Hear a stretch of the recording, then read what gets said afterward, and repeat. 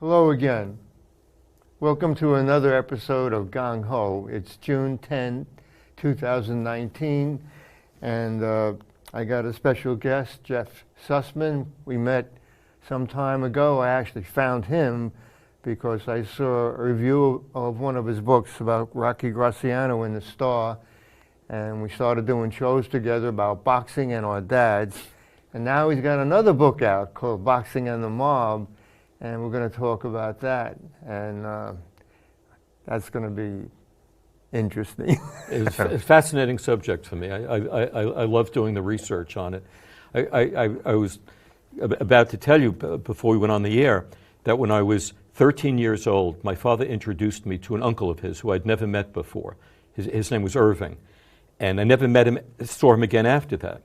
And after that meeting, I asked my father about him, and he said Irving was a big bootlegger in the 1920s, and in 1935 he was indicted but not tried for the murder of a gangster named Dutch Schultz. And during the Great Depression, my father's family was fairly poor, but Irving had made millions of dollars as a bootlegger during Prohibition. And he had a big house, a mansion in upstate New York that was adjacent to Governor Harriman's mansion. He kept a very, very low profile, but he knew a lot about boxing. And because my father was poor, he didn't help my father financially, but he would tell him which fights were fixed. So he would say, bet $75 on this Primo Carnera fight, and you'll make $750 or $800 or whatever. And then he said, and then bet that money, I'll give you another fight to bet on. You'll bet the $800 and you'll make a few thousand. And then you bet that on some more, and before you know it, you'll have maybe $10,000, which was a lot of money during the Depression.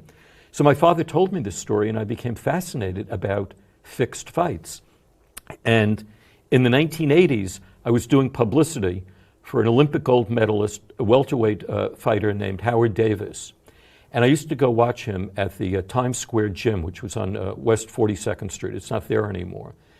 And there were a lot of characters in the gym, very colorful guys. And I was talking to one of them, and I said, you think fights are still being fixed these days? And he said, oh, sure they are. But he said, you know, all we have to do is, fix a judge or fix a referee. We don't have to even fix the fighters anymore if they're pretty well matched. And I said, well, what happens if it looks like your fighter's going to get knocked out by the guy you want to lose? And he said, well, the referee will separate them. The referee will see that's coming, and he'll try to separate them so that our guy doesn't get knocked out. And then I said, and what happens, God forbid, he should get knocked out? He said, well, our guy's going to stand up very, very quickly and grab the other guy and pull him up and make sure that he's not lying on the canvas so he doesn't get knocked out. So it was, I became fascinated by the idea of fixed fights, and I started investigating it, and I found out a lot of information. And what did you find out? Well, in the very beginning. Arnold Rothstein, who fixed the 1919 World Series, he had a bagman who had been a featherweight boxing champion from 1906 to 1912 named Abe Attell. And Abe Attell helped him to fix that. And after all the notoriety about the 1919 World Series being fixed, they realized it was much easier to fix a boxing match than a baseball team. You only had to fix one or two people, whereas in baseball you had to fix all 9 of them, or close to 9. So Abe got involved in fixing fights, paying off fighters, paying off referees, and so forth. And in 1933, he went to work for a mobster named Oni Madden, who had been one of the biggest bootleggers in New York in the 1920s. And after Prohibition ended, he was looking around for another means of making money. He had already made millions of dollars, so I don't know why he needed to do this, but he wanted to do it. And he bought the contract of a Primo Carnera, who had really just been a circus strongman before he entered boxing. He wasn't a boxer. And they paid off all of his opponents to lose, and they elevated Primo Carnera to being the heavyweight champion. And he really couldn't box. But Abe Attell would come in and give him pointers and teach him a few things, so at least he would look believable. Did he actually win the heavyweight championship? Yeah, he was the heavyweight champion when he fought Max Baer in 1935. Who did he beat to become the champion? I'm not sure, but I think it was Jack Sharkey. Okay, go ahead. And for the heavyweight fight in 1935 with Max Baer, two of Oni Madden's thugs came into Max Baer's dressing room. Max Baer had a very tough manager named Ansel Hoffman, and they wanted Max Baer to throw the fight, and Ansel Hoffman told them to take a hike. We're not doing it. Get lost. And for some reason, they didn't do anything to Max Baer or his manager. And it seemed as if they were getting ready to dump Primo Carnera anyway, because there were some investigations going on, and there was a lot of negative publicity that he was a fake heavyweight champion, that all of his fights had been fixed. And this is all true? Yeah, it's all true. It's just amazing. And so in the fight, Max Baer really creamed Primo Carnera. Just about every single round, he knocked him down. And the mob dumped Primo Carnera after this. And after the fight, Primo Carnera had a broken jaw. He had 3 broken ribs. He had a broken arm, a broken bone in one of his arms. And the mob wouldn't pay for any of his hospital bills. But Max Baer felt so badly about what he had done to him that he paid all of Primo Carnera's hospital bills. And the mob had stolen all of Primo Carnera's money. So Max Baer got him a job as a professional wrestler. And he was able to make back all the money that the mob stole from him. That's an incredible story. That was made into a movie. Yeah, there's a movie. There are 2 movies actually based on it. One is called The Harder They Fall, and the other was called A Requiem for a Heavyweight. The Harder They Fall with Humphrey Bogart. Right. What about Requiem for a Heavyweight? That was with Anthony Quinn. He played that character. That had been shown on television primarily rather than in movie theaters. And the Harder They Fall was written by Bud Schulberg, and Requiem for Heavyweight was written by Rod Serling for TV. It's incredible. It's amazing. Max Baer, though, it seems like he was could be very mean. I mean, why give him such a beating? Why just knock him out? He was a very kind of conflicted man. You know, in one of his, I think it was his 6th professional bouts, he killed another boxer named Frankie Campbell. And he felt so badly about it that he didn't fight for another 6 months. And then for the next 6 fights he turned over all the money he earned from that fight to Frankie Campbell's widow. And then for the rest of his life, he contributed to a trust fund for Frankie Campbell's kids to pay for their college education. Did you write something about, you wrote about Max Baer? Yeah, right? My first boxing book was I don't about have Max. that one yet.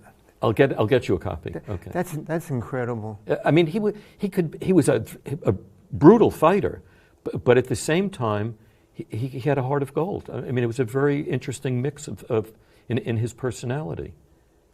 So he became the champion, Max Baer. He became the champion in 1935, and then he lost it to Jim Braddock the following year.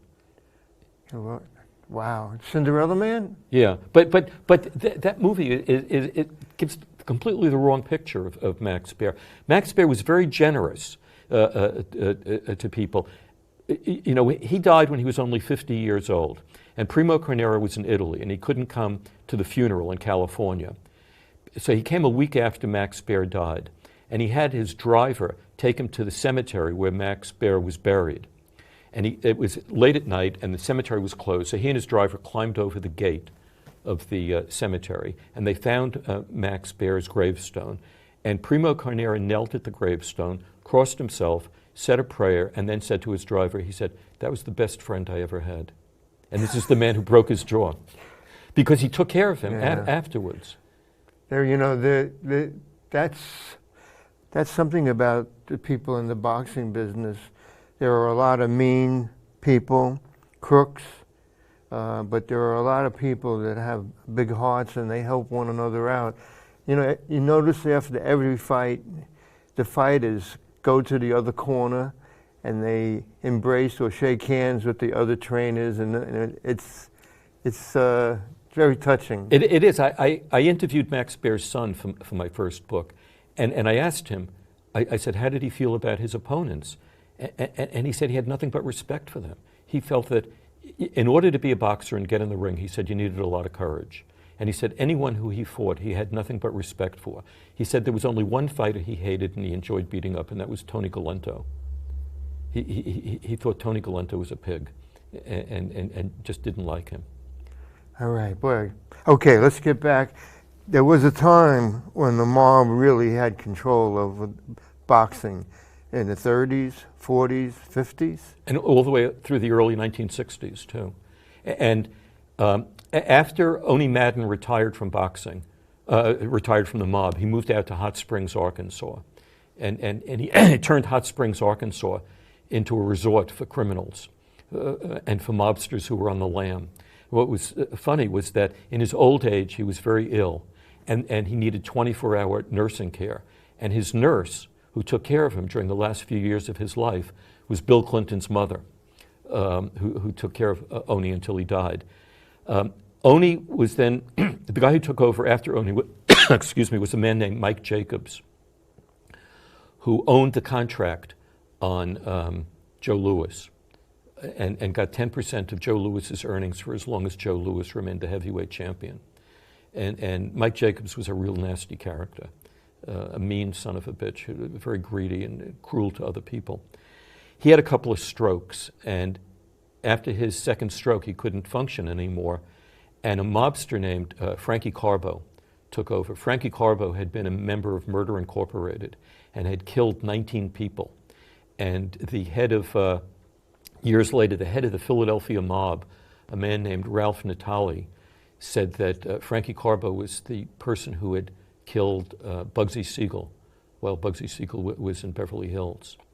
But Frankie Carbo partnered with a man named Blinky Palermo, who was a boxing manager. And then he partnered with a man named Frank Norris, who came from a very wealthy Chicago family. They owned sports teams. They owned the Chicago Merchandising Mart at that time. But Jim Norris loved boxers, and he loved hanging around gangsters. And he became a partner with Palermo and Carbo. And he also controlled Madison Square Garden. So anyone who wanted to have a title fight, or even an up-and-coming fight in Madison Square Garden, had to sign on with Carbo and Palermo. Either you had to sign a contract making one of them your manager or giving a percentage of everything you earned to them. And it was when Jake LaMotta wanted a shot at the middleweight title. Frankie Carbo said to him that if you want the title, you have to take a dive for us. And they paid him. They paid him $100,000 to take a dive. And it was against a fighter named Billy Fox. And it was so obvious that it was a fix because Jake LaMotta wasn't defending himself. He was just standing there letting Billy Fox punch him. And everyone in Madison Square Garden was yelling, "Fix! It's a hoax! You know, it's nonsense." But Jake LaMotta wanted to give a message to everyone that it was fixed. He didn't want people to. He wanted people to know that he was throwing the fight, in effect. And he also bet on his opponent to win. So he made money that way, too. He took the $100,000 and bet on his opponent? Yes. Oh, my God. And then he had about 5 or 6 more fights after that. And then he got to fight a Frenchman named Marcel Cerdan for the middleweight title. And he won, and he became the middleweight champion. He was supposed to have a rematch with Cerdan, but Cerdan had a girlfriend, a famous French singer named Edith Piaf, who was singing at a nightclub in New York. And rather than taking a boat from France to New York, he decided to fly to New York so he could spend more time with her.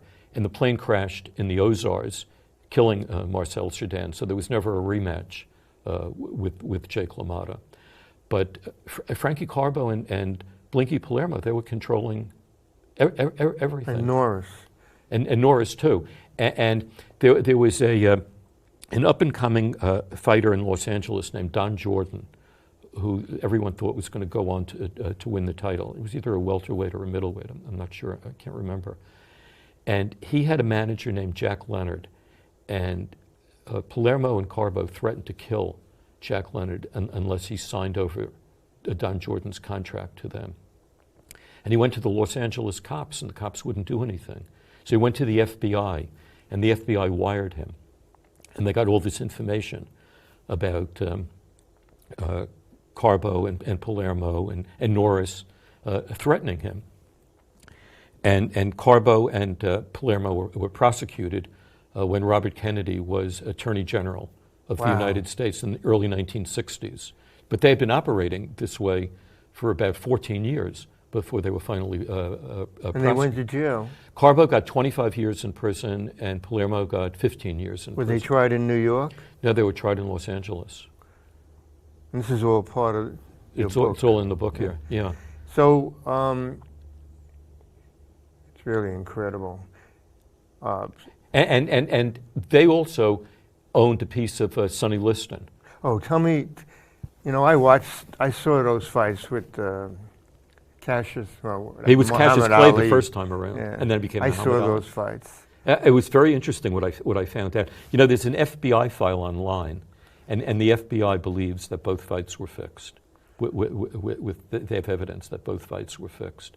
And what I was able to find out was that Sonny Liston was probably one of the toughest heavyweight fighters of all time. And it was very hard to knock this guy out. When he was always getting arrested by the police in St. Louis and Chicago, and they would club him over the head, and it had no effect on him. He seemed impervious to any kind of damage. And in his first fight with Muhammad Ali in Miami, he didn't come out of his corner after the seventh round, or the beginning of the seventh round. And he said he couldn't move his arm. And everyone thought it was it was fake. However, I think it was three or 4 days later, they x-rayed his arm, and it turned out that his shoulder had bled into his bicep. And so it was true that he couldn't lift his arm. But it also seemed like he was about to lose the fight on points anyway. The second fight, which took place in Lewiston, Maine, it was a small town that nobody ever heard of at the time. And the reason it took place there is because the mayors of Philadelphia, Chicago, and New York refused to offer their cities as venues for the fight. Because a lot of people, Sonny Liston had such an enormous criminal background that nobody wanted him to become the heavyweight champion. John and Robert F. Kennedy didn't want him to become the heavyweight champion. The NAACP didn't want him to become the heavyweight champion. The Congress of Racial Equality didn't want him to become the heavyweight champion. They all thought Muhammad Ali's handsome, he's articulate, he's charming, people like him. He would be a much more acceptable representative for the black race than Sonny Liston would be. So, Sonny Liston was too much of a thug for people. Now, there was a mob boss in St. Louis named John Vitale who owned a percentage of Sonny Liston's contract. And a friend of John Vitale's was going to go up to the fight in Lewiston, Maine. And John Vitale said to him, "Don't bother, it's going to be over before you get there." And then a Las Vegas gambler and gangster named Ash Resnick, who also owned a piece of Sonny Liston, had a friend who also wanted to go to the fight in Lewiston. And Ash Resnick said, "The fight's going to be over before you can get into your seat." He said, "Don't bother going." And supposedly Ash Resnick and Sonny Liston bet on Muhammad Ali to win it, and they cleared about $1 million, supposedly. And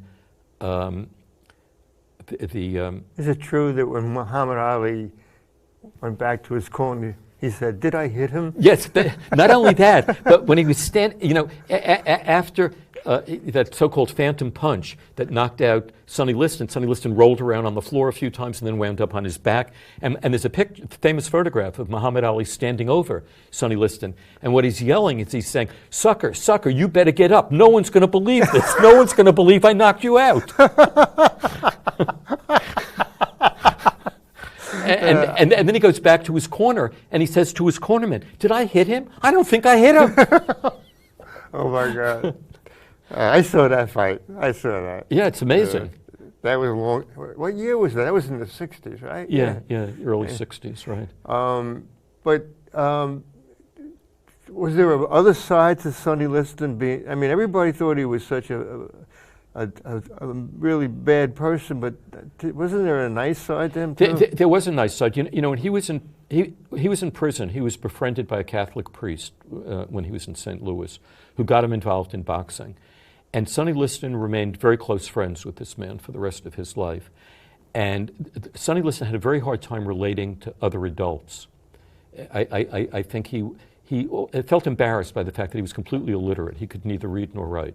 He signed all of his contracts with an X until he learned to imitate his signature. But through this Catholic priest, he would go to these Catholic youth organizations and be wonderful with little kids. He loved them. He felt at ease with them. He would do anything for them. He was very kind and generous to them. But when it came to adults, he couldn't relate to them, and he would become very defensive and very tough with them. His death, I always thought the mob killed him. They said that. I mean, all the information that I was able to dig up was that there were two theories about why he was killed. One was that the mob didn't pay him all the money that they owed him, and he threatened to go to the FBI about it. Oh, boy. And the other one was that he was selling drugs, heroin, in Las Vegas. And you know who he was taking drugs with? He was taking drugs with Joe Louis. The two of them were shooting up together, supposedly, though Sonny Liston had been terrified of needles his whole life. So if he was taking heroin, he was taking it in other ways other than into his veins. And the medical examiner in Las Vegas theorized that friends of Sonny Liston, supposed friends, had come into his house to have some drinks with him, and they doped what he was drinking, and it knocked him out. And then they gave him a hot shot of heroin, an overdose that killed him. And when they found him, he had a needle in his arm and a needle in his back. I don't know why in the back, but here was a man who was so terrified of needles, he refused to get inoculated or vaccinated for anything during his life. And yet they said he intentionally or unintentionally overdosed by shooting up heroin. Can you imagine if he had lived and told the truth about those fights with Cassius Clay and Muhammad Ali? Right. Well, you know, it was interesting because there were a lot of people at the time who knew that or suspected the fights would be fixed, but they didn't want it to tarnish Muhammad Ali's reputation because they wanted everyone to think he was a hero and he had won legitimately because he was so beloved by people. And they thought it would hurt his image. Even though Muhammad Ali had no idea the fights were fixed, he wasn't in on it. He suspected it after Sonny Liston rolled over.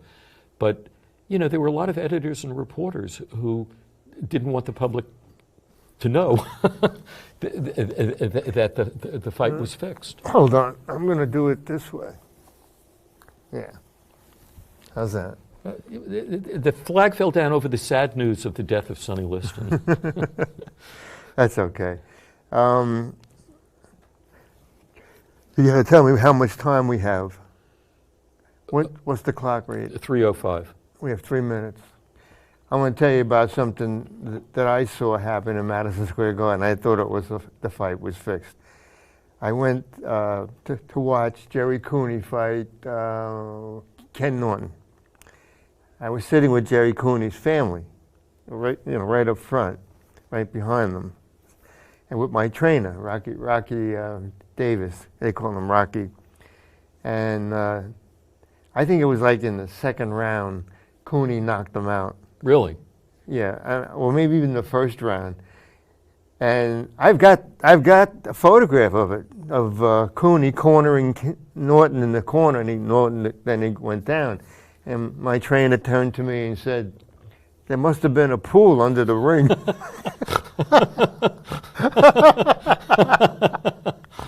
It was so obvious. Really? Oh my God! I mean, Ken Norton was a really tough guy. I think he broke Ali's jaw. Right. He beat Ali, right, and broke badly, his jaw at the really same badly. time. Yeah. He was a tough guy, and to see him go down like that, that was just a payday, you know. You know, I did a radio interview that was hosted by the former boxing commissioner of New York and Jerry Cooney, And Jerry Cooney said to me, he said, you know, boxing has always attracted mobsters. It's always been part of the game, he said to me. But, you know, I was heavily involved in the boxing business in the 80s. And the mob influence had almost, I would say, dissipated, was gone. But there were still things going on. There were still things going on about fixing fights and this and that. It was a nasty business. Oh, sure. Did we run out? Got a minute? Do you want to do another? Keep going? Sure. All right. Unbelievable. I'm going to tell you a story when we start the next one about, I knew one time when one of my fighters was about to fight that his opponent was going to take a dive. I knew. Yeah. How'd I know? I'll tell you. But my dad always said about the fight business, follow the money. Sure. So like the last heavyweight fight, that guy, Anthony Joshua and he Ruiz. lost the fight to this guy Ruiz, and now they're going to fight in probably Madison Square Garden and make a fortune, both of them. Right. And that's how it's being controlled now. So, there's so much money involved now. Not the kind of money that was involved in the 50s and 60s. The first $1 Million gate was one. That was one of Jack Dempsey's fights.